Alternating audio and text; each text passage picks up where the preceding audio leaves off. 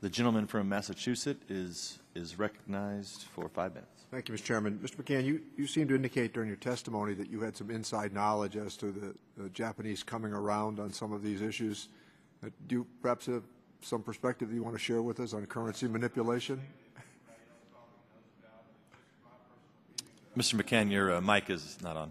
I think it's just my personal observation. I think they would like to try to shift the weight to us that we really need them in here, whereas I really feel that Japan, wants to be part of this this trade pact pretty badly.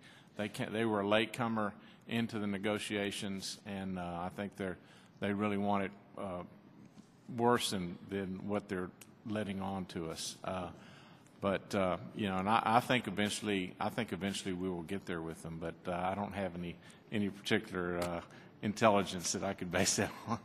Okay. And perhaps, Mr. Stewart, would you expound on the whole notion of currency manipulation to remind us again of why it's such a barrier? Yes, thank you, Congressman.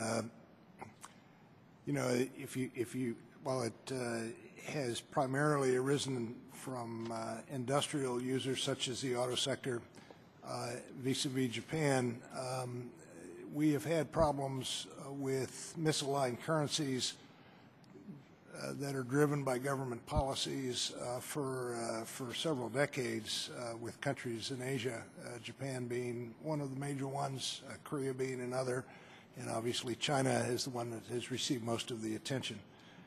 And if you think about liberalizing trade and reducing tariffs, if you permit a false exchange rate, you basically create a new tariff, which in many ways is often higher than the average tariff that is being eliminated. So it's a question of whether you're really liberalizing trade or not. And currency manipulation, when it occurs, can drive a dramatic false competitive advantage.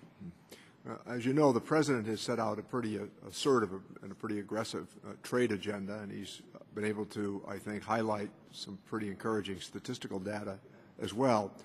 But there are, as it relates to Asia and the Pacific, there are a number of very stubborn problems as we go forward, and we're going to have to wait and see how they're best resolved. But I think it's fair to say that whether it's beef or whether it is currency manipulation, that there's a ways to go on all of this. Thank you, Mr. Chairman.